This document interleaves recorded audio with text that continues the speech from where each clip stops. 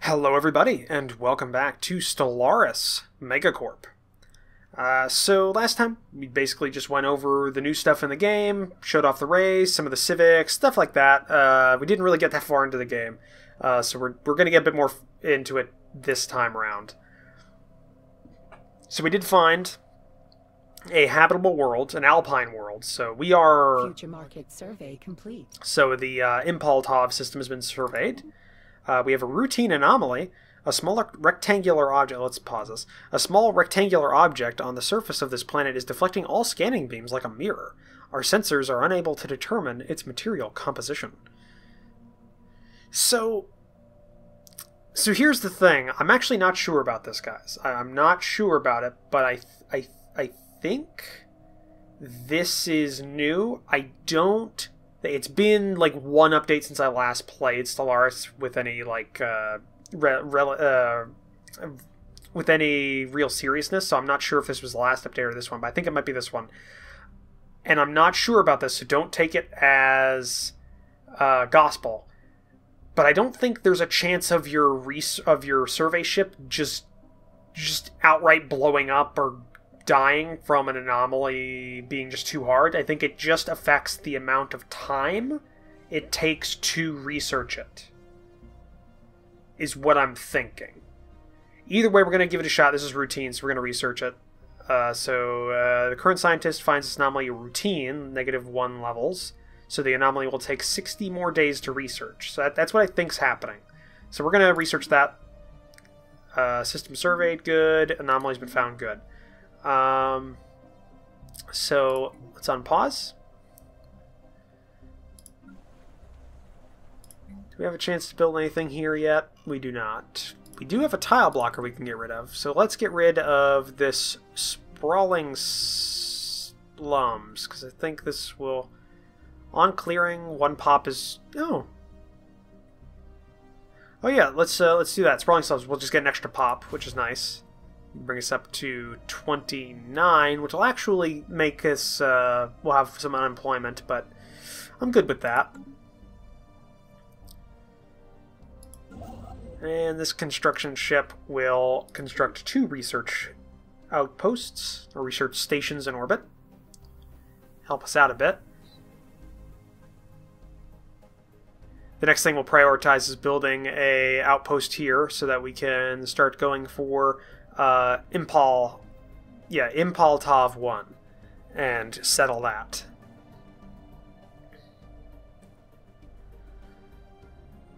So yeah, let's see. Well, we don't really have a lot to do. Early game's a bit slow. Ooh, mass extinction. Our first stumbling steps into the void beyond Mitra were not motivated solely by curiosity, or a desire to conquer the unknown, or a need to leave a mark on the galaxy. The biosphere of Mitra has undergone rapid changes in the past few centuries, and prominent scientists warn that Mitra may be faced with the beginnings of a mass extinction event. That cyclical purging of life that is inseparable from planetary existence in the greater cosmos. A research plan has been put together to study a number of planets rendered uninhabitable by major astronomical incidents or planet-bound catastrophes. We hope that by reconstructing these events, a similar fate may be avoided on Mitra and the Farine race. It falls to you as Chief Executive Officer of the Outstar Consumer Products to ensure that this expedition is carried out. Consult the situation log. Okay. Situation log revised. So we do have now something. Complete. Ooh, alien mural. What we got here? While conducting the surface scans of Impaltov 5, Science Officer Garnak Nick and the crew of CSV Yal Lorfan discovered what appears to be artificially carved slab of rock covered in alien writing. They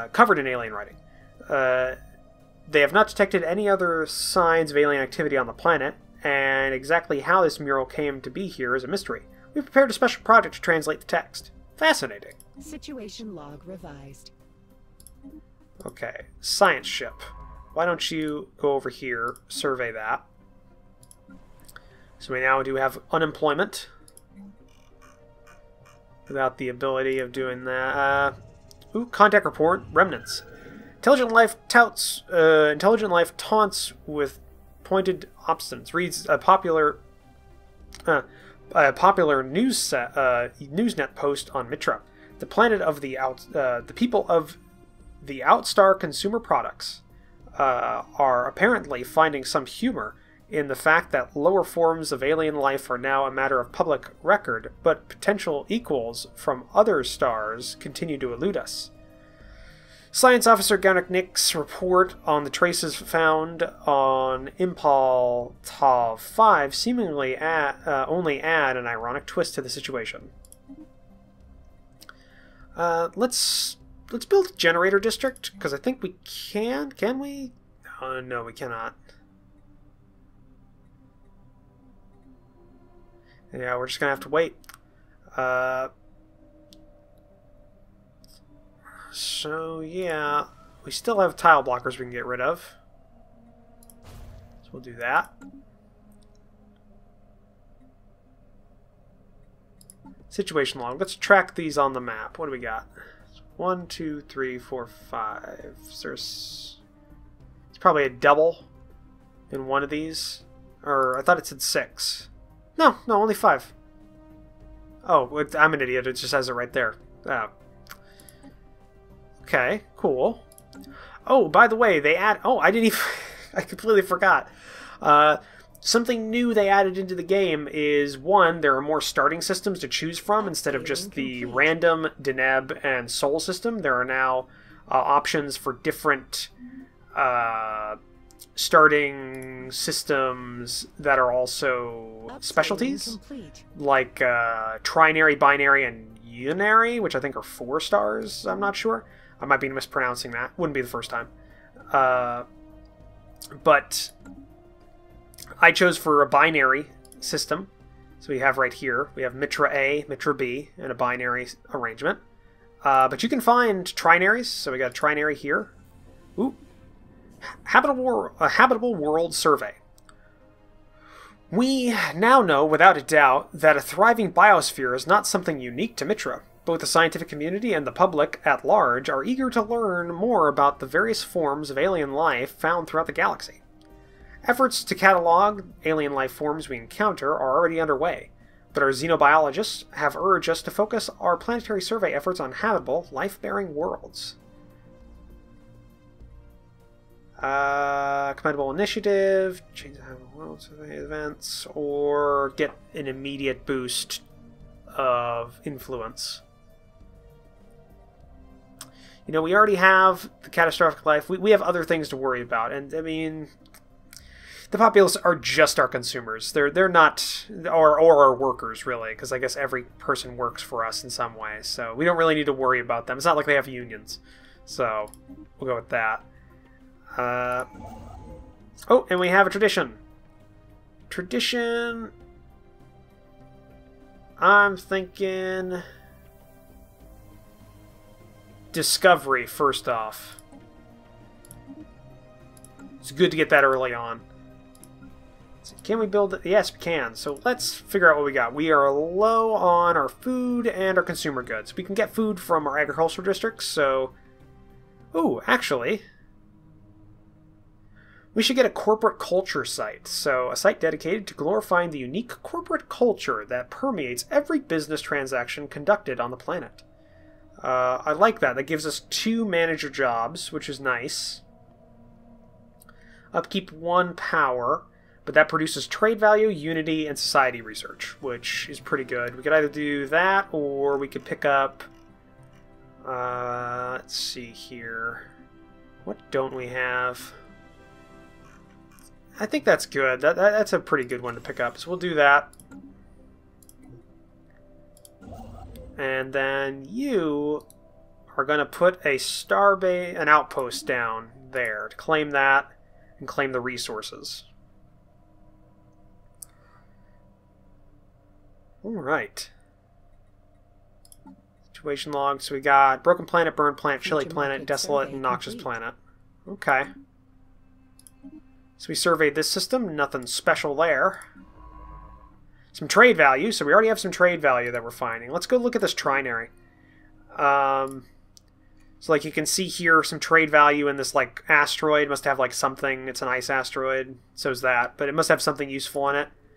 We don't need to build anything on that.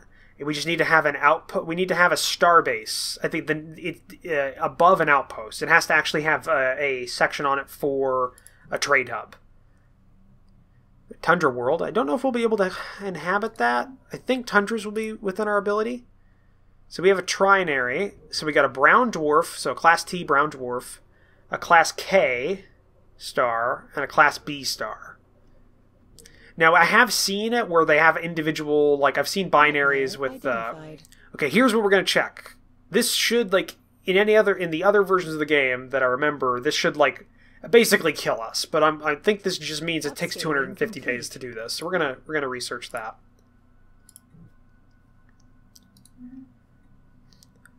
Okay, construction time.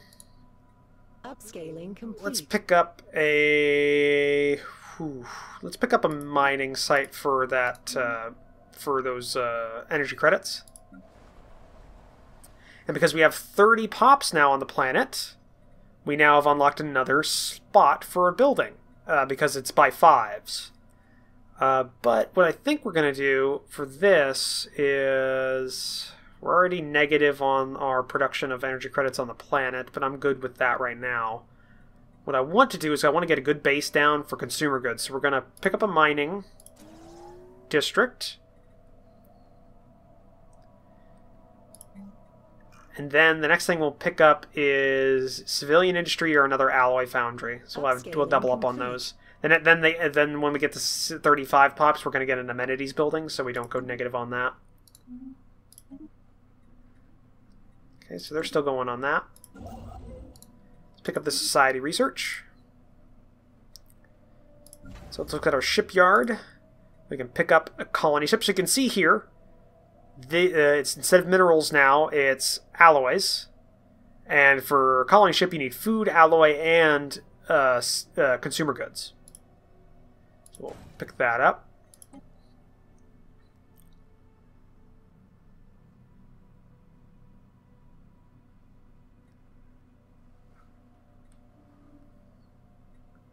So, do we have any other interesting ones? We got a trinary over here. Trinary. Oh, single-minded. At first glance, is that Tetrioc 2 seems to be inhabited by a diverse plethora of life forms, coexisting in an ecosystem similar to our world, in which nutrients cycle the food chain, photosynthesis, decomposition, and predation. Upon closer inspection, however, the crew discovered that though all living things on Tetrioc 2 developed as individuals first, they now, by mysterious design, operate as a single organism, an organism that responds to all outside interference with fierce, indiscriminate aggression. So dangerous wildlife has been added, negative habitability and happiness, but we get more society research from jobs, plus 20%. Nice. Gained a level. Cool. That's 50% there. But nice. So I think that has proven my theory in that survey ships will no longer just immediately die because of, like, RNG. Ooh, that 8 power. We're definitely picking that up.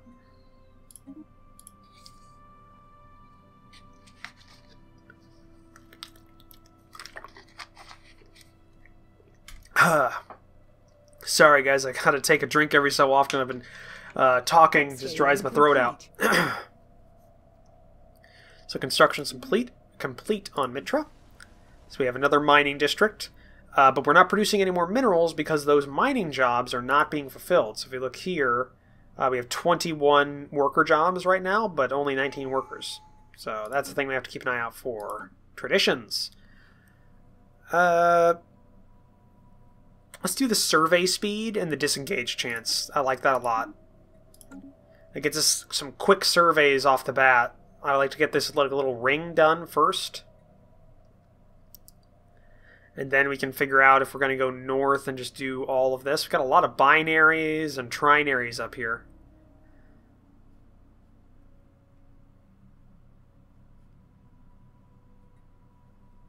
looking around, seeing, yeah, it's a good spread of different types. Got pulsar there. Trinary. F-class. Yeah, pretty good. A lot of black holes there. Good amount of them. Upscaling complete. What'd that say? Oh, that's part of the dust cloud.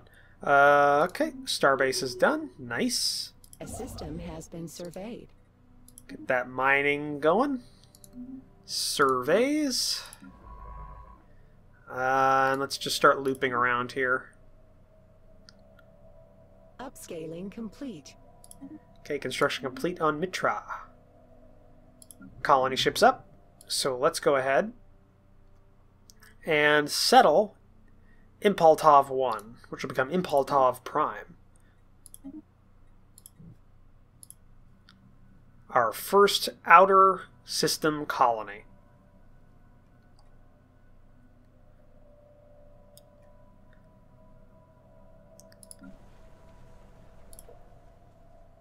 Just got to keep an eye on the housing, keep an eye on the amenities. I can't reiterate enough, keep an eye on those amenities. Because if they start going down, your planet can go to shit.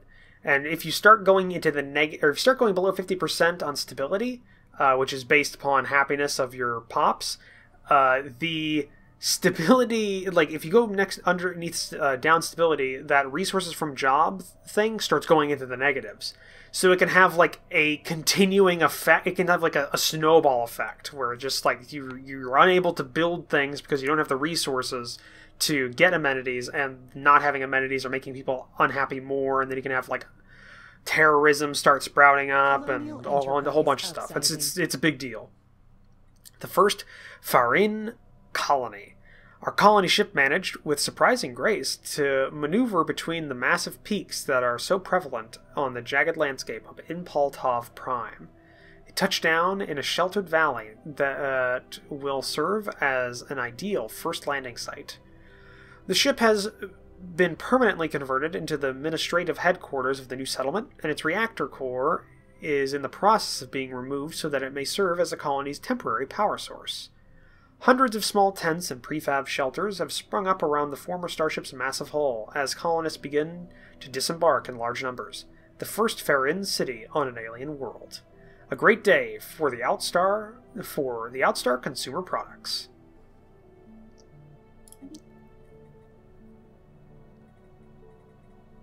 All right. Market outlier identified. Routine sensors pick up rhythmic movement on the hellish surface of Duraskan Dawn 2.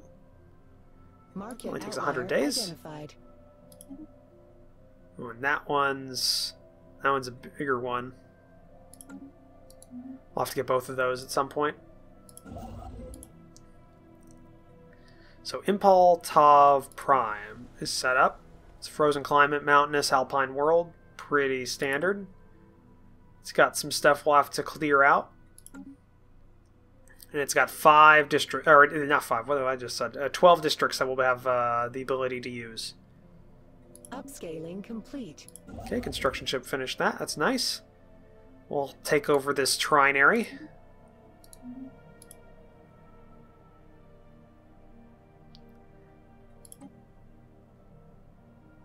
So yeah, right now there is no trade routes because we don't have star bases connecting trade routes. I hope to get those soon. Do we have enough for civilian industry? I think so. Go ahead and do that. Ooh, abandoned amusement park. The structures on Duras Kandon 3A, Durascandon 3A, there we go, are not as old as we first believe. It seems to be a playground or amusement park of some sort. Science Officer Garnak Nick notes that many of its contraptions are highly complex creations that we can learn much from, and that, to the builder's alien eyes, this might have been a cutting-edge sensor array, or even a gigantic art installation. Regardless, to us, Farrans, it looks mostly like a place where you would take your young and let them amuse themselves. So we get some society engineering tech. Nice.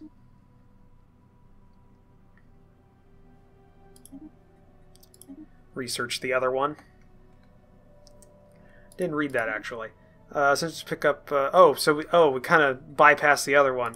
I guess that's why it didn't really work. Oh well. So this is a deployment speed like we're used to. But you can see sectors here and then Mitra sector. So this is a new thing. If we go to the sectors map mode, sectors are pre-generated on the map. You no longer make sectors. The only reason sectors are here is so you can assign a governor to the sector, which may or may not give you benefits. Other than that, they're not used anymore because the new planetary government system means that the micromanaging aspect of the game is far less. Research station output, research alternatives. We'll take the output of the stations. Ooh, geothermal. The measured pounding observed from orbit is the motion of immense and ancient geothermal extractors, breathing their last. Built and then abandoned at some point in the distant past, the vast batteries of disintegrating machinery have been pumping up superheated fluids from the planet's core ever since. Their storage capacitors are all broken or leaking, but some energy can still be siphoned from them. So, oh, nice energy credit boost there. But we're going to take the one to increase our research station output, because we have some here, so that gives us extra research. Let's increase our power output by getting this energy credit production. Research actualized. Nice. So let's pick up the pop growth speed. No, let's pick up the tile blocker. Should get that.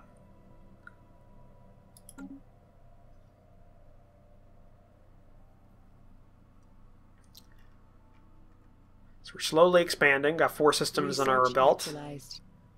Nice. All of our scientists have leveled up. Engineering research is done. Let's see what we got here. Upscaling complete. Oh, we'll take this to get more minerals.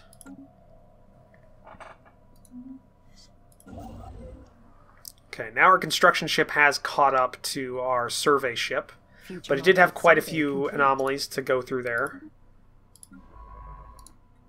Survey that. System surveyed. Cool. I'm not going to do the... because if anybody's watched my previous Stellaris videos of any sort, you will know that I usually have a naming scheme for all of my planets and systems. Well, for all of my systems in the game. But that's when I'm playing multiplayer. I don't do that when I'm playing single player, not really. I do it in multiplayer because I like to... I'll just be honest, I like fucking around with people, and renaming all the systems that I colonize or that I control into random alphanumeric codes that I have a cheat sheet for. It just throws people off, and I love that. There's no reason to do that here. If anything, it might just confuse me, so we're not going to do that, even if it might help me pronounce the names. But, I mean, you guys watch me anyways. You know I can't pronounce shit. I can't pronounce English half the time. So, yeah. Why should it be any different? Upscaling complete. Okay, there we go. Let's get the research station, because that's important. And you can see, since we built that... since we built this civilian industry here, they're now producing consumer goods, which is great. But we can see here we are having amenities problems. The next building we are going to have to produce is an amenities building, so probably... And by the way, these construction buildings up on here is your shortcuts for different things. So we have Army, Unity buildings, manufacturing, resources, government, pop assembly for things that need assembly like robots and droids, research, all trade. But what we need is the amenities. So we're probably going to make a holo theater. Once we get a chance.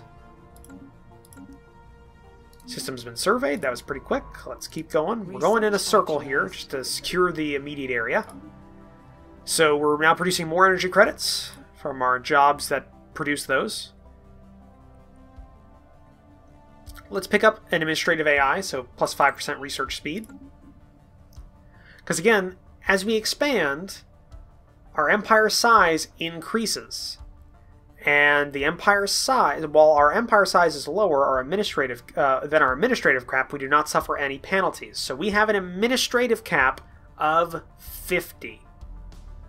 So districts, systems, and colonies all affect our empire size. And if we go past our administrative cap, we then suffer penalties, which will be increasing. Essentially, it'll increase the amount of cost for technologies, traditions, leaders, and a whole bunch of stuff like that. It's a big deal. So as a MegaCorp, you don't want to expand that much. You want to expand as much as possible until you hit that limit, or until you're just over that limit. But the majority of the way that you get your resources and stuff are through branch offices. So you need to start finding other races and using them to get the things you need.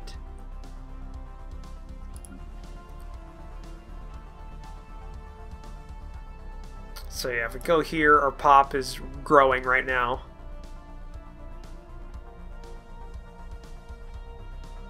So yeah, we haven't had any actual factions spout up, so that's interesting. Upscaling complete. There we go. Construction complete. Let's build another one. This one will give us some actual minerals, which is nice.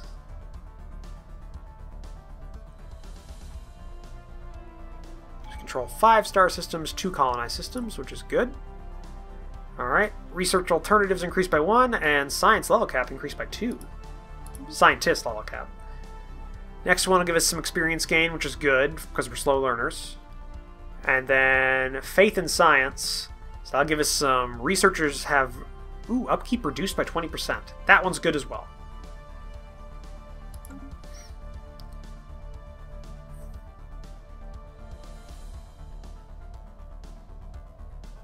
Music doesn't really match what's going on, does it?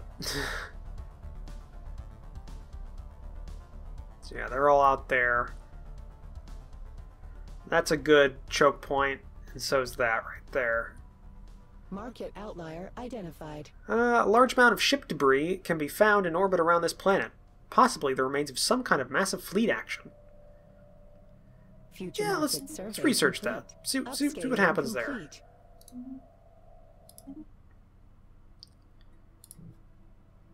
There. Alright. Get those mining stations built.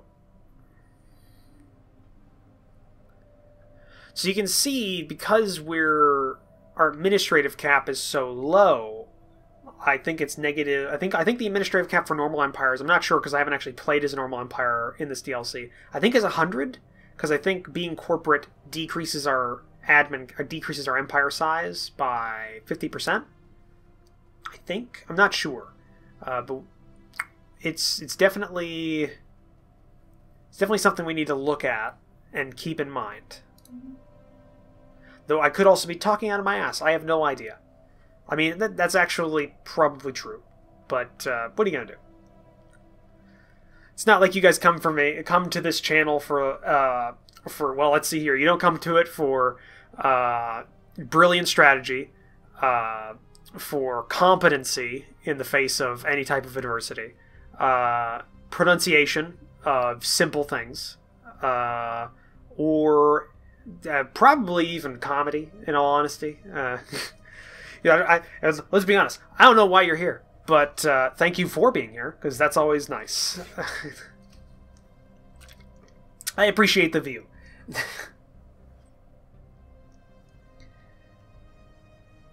But yeah, we're almost done with this this research. I want to see, or this anomaly research. I want to see what's there before we end the episode. Signs of battle. There's clear evidence that a massive space battle took place in close orbit of Iglor 5 at some point in the last 5,000 years. The surface on one side of the planet is pockmarked with craters from stray weapons blasts, and scans from the CSV Yal Lorfan have picked up several hunks on the ground. Though these wrecked ships are in very poor condition, the fact that anything remains at all after the damage they must have sustained is a testament to their advanced design. Science officer Ganak Nick is preparing an expedition to sift through these derelict hulls for any valuable technologies. Situation log revised. Alright, let's move on to this next survey. But I think now is a good time to end the episode. We're a little over. So yeah, we got some things done. It's been a couple of years that we've spent. We've expanded a bit, and we're just about ready for our new colony to be finished. But yeah, thank you for joining me for this episode. If you liked it, please leave a comment down below. Hit that like button. If you want to support the channel, consider that subscribe button as well as take a look at the description down below, where I have links to my Discord and my Patreon page. But I'll see you guys in the next episode. Bye.